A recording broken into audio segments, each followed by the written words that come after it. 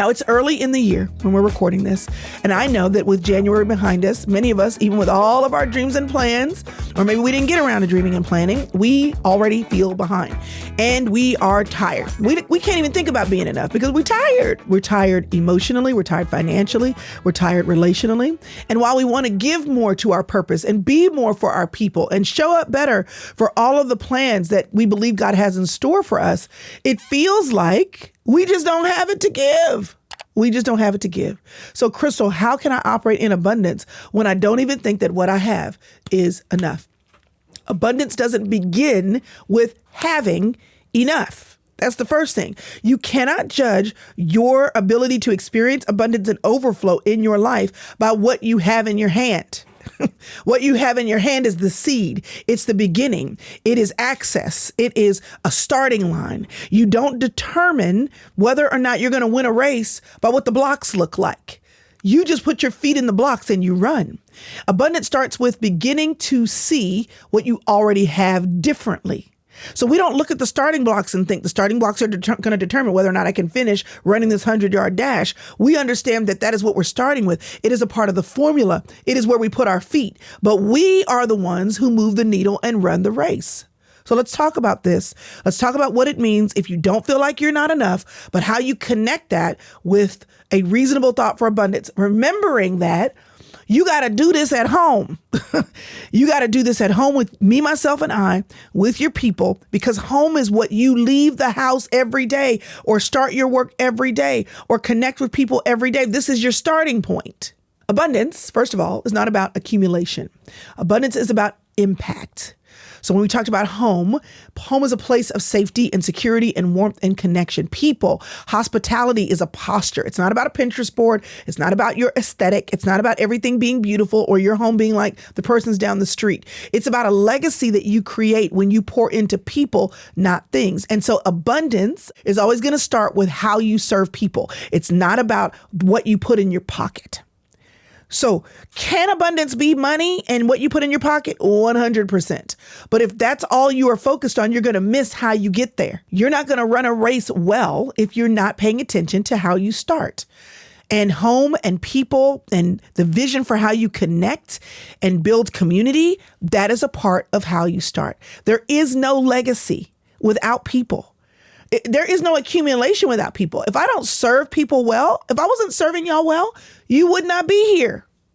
So there is no legacy of Chrystal being a coach or Chrystal having a community or the sister circle lived out loud where you live. There is no legacy of that without people. There is no overflow that matters because truly in God's economy, if it doesn't bless others, ultimately, it doesn't bless. So when God talks about abundance, he's not talking about excess for comfort's sake. He's talking about capacity for blessing. And that's where scarcity will creep in because you'll say, I don't have enough of what it takes for that. I don't have enough patience, or I'm not enough for my kids, or I don't know enough for this job, or I don't have enough energy, or I don't have enough money or clarity. Scarcity is not just about resources. Scarcity is about a mindset that tells you that what you have disqualifies you from giving. So when you tell me, Chrystal, I can't do what I'm supposed to do in my life because I don't have enough time and I'm tired. I get it. Perimenopause is real. Go to the doctor, do the hormones, do the natural way, whatever you need to do to take care of your body because your body is a part of your toolbox for living out your life. But people have done more with less. Trisha Goyer had 10 children in her house at one time and was also taking care of her grandmother and still managed to churn out a book once or twice a year for years. She still does this. How does she do it? In the cracks and crevices of her life. Meredith Andrews is writing songs and creating albums while she had 3 children under the age of 7. You want to know how she does that? In the cracks and crevices. So while she's nursing babies and getting little sleep, she does what I did this morning. And as I was reading the scriptures, I heard a tune in my head and I took out my phone and I recorded it. May never, ever be a song. But in the cracks and crevices, while I'm reading my Bible for 10 minutes, maybe that's how we should look at it. Maybe instead of saying, I don't have enough, can God use me? I don't have enough. I'm tired. I don't have enough. I don't have the money. I don't have enough. I don't have people who support me. Maybe that's actually the place where we experience the most beautiful parts of abundance because we can see what God does with little. You only need 90 days to change your life. 90 days of being consistent. 90 days of making small, right decisions daily, 90 days of focusing on what really matters to you. When you take 90 days and focus, something shifts, something will shift in your life. Now, I've got a question for you because I want to give you a place to start. If you had to choose one area of your life that you really wanted to see change in, and you were willing to commit the next 90 days to focusing, what would you have to do and what would change? And then I want you to write the answer down. Why? Because when you write it down, it solidifies what you thought into actionable steps in your life. If you've got a place to write it down, great. Even if you do, or whether or not you don't, I want to give you the Full Circle Planner. It's built for 90 days. 90 days of intentionality. And you got to be intentional because you know what? The next 90 days are going to pass, whether you plan to use them purposefully or not.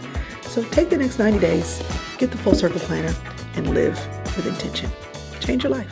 Abundance is not about accumulating. It's not about what you see growing. It's sometimes not even always about what you can see. It's about the impact that you want to make and the availing of what you have to make that happen. Y'all know the story. It's the little boy with the fish and the loaves. So when you don't feel like you have enough, this is principle 2, you give what you have. Was what he had enough to feed the people? No, absolutely not. He probably was sitting there thinking with a heart of service and surrender, I really want to help Jesus. I really want to help these people that are hungry. I see Jesus talking to the disciples about whether or not they're going to be able to do anything. They've been listening to Jesus teach all day, and now the people are hungry. And one of the disciples said, we got a problem, Jesus. The people are hungry, so we need to send them away. And the little boy is like, I don't know. This is still not enough. But you can have what I have if it will help. The miracle of the fish and the loaves didn't start with abundance. It started with a boy willing to give what he had. Stop comparing yourself to the women who don't have kids and have all of this time on the weekend to do all these great things.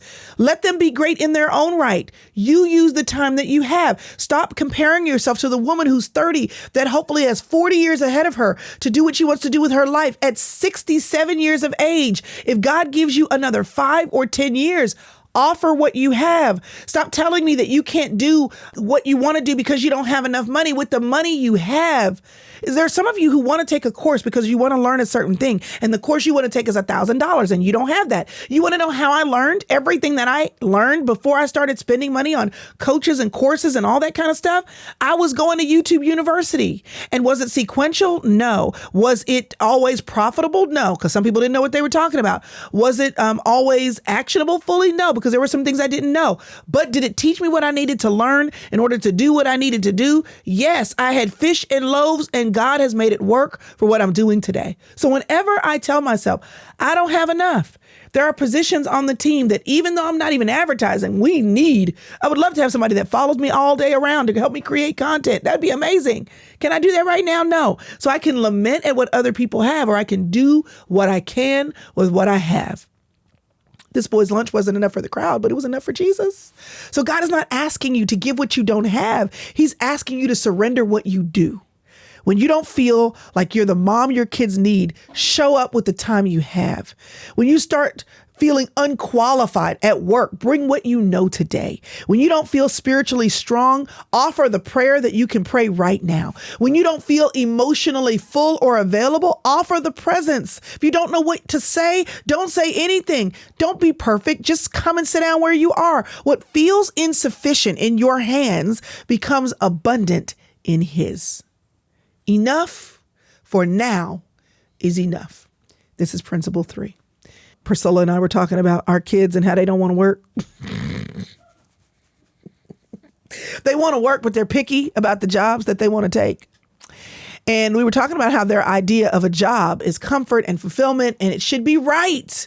And we're like, just start somewhere. Because for many people, the earlier seasons where the job isn't the right job and the people aren't the right fit and where you are uncomfortable, that is where you learn some of the best lessons in life about working with people and about developing skills you don't have and about learning to live on less. Priscilla, she was talking about how, because I said, girl, please, you didn't ever have no starter job. She said, I did. And in my mind, what I meant is starter job, like 9 to 5, like that kind of job. She was always doing hustle stuff. And she was willing to do hustle stuff because even though it paid very little, she believed that this would not be her forever, that right now would not be forever. But she had to show up and do what she can right now. God often gives us enough for the season that we're in. We're trying to ask him to give us enough for the story we want to live out. And that's where we fall off the train. He's not trying to give you everything for later. He's trying to give you what you need for right now. We confuse seed with harvest. Y'all, seeds are small. Seeds feel unimpressive. Seeds don't look like abundance, but seeds are not meant to sustain you forever. They're meant to be planted. So, principle 4, you got to think about the practical ways that you can learn to live enough right now. You need to look for what you have in your hands. So don't name what you want to do. I mean, you can talk about that, but don't focus on that. Name what you do have right now, not what you lack. One strength, one resource, one relationship, one opportunity. Because scarcity is going to focus on what is absent in your life, and abundance is going to start with acknowledgement. What do I have in my hand? Stop waiting to feel ready, because the Bible says in Philippians 4:13, I can do all things through Christ who strengthens me.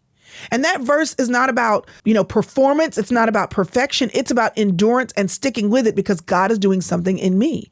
The strength you need will be built while you do the thing that you can do right now. You're not going to get the strength you need before God is ready to put you in the place that you are looking for, that you are expecting, that you think is abundant. He's not going to put you there with you skipping the stage of right now. What are you doing with what you have? You can say, well, I don't have enough time to, read as much as I'd like to read, but you sit in that carpool line for 15 minutes, use what you have. You could say, well, I don't have enough time to actually go to school. I don't have enough money. Okay. Coursera is $79 a month. Go take some classes, expand your brain, go to a community college or a college in the nearby town and say, can I see the syllabus for this class and read the books the kids are paying to read? Be the educated person if you don't have the educated money. Give your all with what you have, not someone else's energy or someone else's more. Stop comparing your season to someone else's capacity, because God is going to multiply your obedience in the season that you're in. So let me review, because I'm giving you assignments here. Name what you do have: a strength, a resource, a relationship, an opportunity. Okay. Don't wait to feel ready. Know that God is going to build what he wants to build in you as you move. Give your all, not someone else's all. And then you always want to do one thing. So if you're like, well, listen, Lord, I just want to have a house where I can entertain, because I like to entertain and I want to have our people over. And right now our house just isn't big enough for me to host the family gatherings. So you don't host anything. Cook one meal and invite one friend. Okay, Lord, I really feel like called to share with the people, and my church never lets me speak, or I don't have enough time to study. I wish I could go to seminary, or I wish I could go to Toastmasters, but I can't because I got a 3-year-old and a 1-year-old and a 6-week-old. Okay, call somebody and have one conversation, one check-in. Okay, Lord, you know what? One day I want to have an events company. That's my dream. I love doing events, but I have no money to buy the stuff. I have, nobody's really calling me. I don't even have money or the connections to create a card and share my, okay, great. So then invite the people you do know over to your house and maximize your opportunity to be a host, a moment of presence. Lord, I want to be the person that just has $100, like Brooke Wilkerson talks about, as he talks about the prayer of Jabez and mindset of abundance. He walks around with $100 in his pocket and is constantly asking the Lord, who can I give this to? Well, Lord, I would love to do that, but right now I just ain't got it. Okay, great. Get one less coffee a month and take that $5 or $10 and have that in your pocket. Because the legacy that you're going to build in your life and the abundance that you're leading up to is going to be a part of the small, faithful deposits that you make regularly, not grand gestures. You always want to be looking ahead. Okay. You want to have the mindset. Everybody wants to know, how can I create abundance in my life? How can I make money? How can I build my business? How can I, have exceedingly abundantly above all that I can ask or think in my life. But you have to understand that before we can get to the methods of abundance lived out loud in your life, we got to tackle mindset. Home is like soil. What you do with what you have is seed. Spring is about nurturing and protecting and harvesting. I want to talk about soon what it means to trust God in the dark when you can't see the outcome, but still when you're called to plant. What you do with what you have, especially when it doesn't feel like it's enough. God has never needed you. First of all, he's never needed you. He doesn't need your more. He doesn't need your stress. He doesn't need your striving. He doesn't need you to be immaculate. He doesn't need you to be perfect. He just needs you to be available and to offer what you have. 2 Kings chapter 4. A woman who was married to a priest. Some scholars think that priest was Obadiah. 2 Kings chapter 4, she's calling on the prophet Elijah and she's like, listen, if you don't help me, they're going to come take my kids and put them to work to pay my debt. I am in debt up to my eyeballs. And if you don't give me a way out of this, I don't know what I'm going to do. She said, I don't have enough. God said, go find somebody else's need. Because remember, abundance does not come apart from someone else's need, delivering to people. At the end of the day, it's all about people. So she goes and collects empty jars. And her emptiness, the emptiness in those jars was her eligibility for a miracle. So she goes and she gets these empty jars. And then with her little bitty jar, she's going to pour out oil into these larger jars. And it was her using what she had, crying out and saying to somebody, listen, somebody, I need help. And he said, use what you have and go look for other people's needs. You want to see abundance in your life? I do too. What are you doing with what you have? Stop connecting abundance to accumulation and to you being enough or having it all figured out or having enough connections or enough seed money or enough education. Those things matter, but stop connecting what God can do to you bringing your part to the table. He knows you're going to come with some empty hands. Do your part and then expect that he can fill in the gaps. And remember, when you don't feel like you have enough, use what you have. Do what you can with what you have. It's a whole chapter and she's still there. Realize that you bringing what you have, that enough for now is still enough. Be willing to hustle with what you got. Seed deposits matter. Apply that. What's one strength, one resource, one relationship, one opportunity you can use? Stop waiting to feel ready and know that ready only matters when it's Jesus being ready to move in your life. Give your all, not someone else's. Okay? Look ahead, because God can do exceedingly above and beyond anything that you can ask or think, according to the power that works within us. If you are asking the Lord, asking the Holy Spirit, what do you want to do with me? You know, a lot of new age people will talk about things that they're really saying spiritual things. They just are not realizing that they're saying spiritual things. She would say, you look at where the river is going and you just get in it. Your job is not to be able to float. Your job is not to be able to create the paddle boat or the canoe. Your job is not to even be able to survive a waterfall. Your job is, where is God moving? And just get in, like the lazy river. Just get in, bring what you have and enjoy the ride. So my question for you today is, what is one thing that you could do to cooperate with enough right now? If you don't feel like you're enough and you've been telling yourself the story, I'm missing something. Maybe you're not. Maybe you just need to celebrate what you have and then celebrate what God can do with very little. What's the one thing that you have that you could use? What's the one thing that even if you have not felt like it was enough, maybe if you yield it, pay attention to it, offer it up, maybe it's plenty.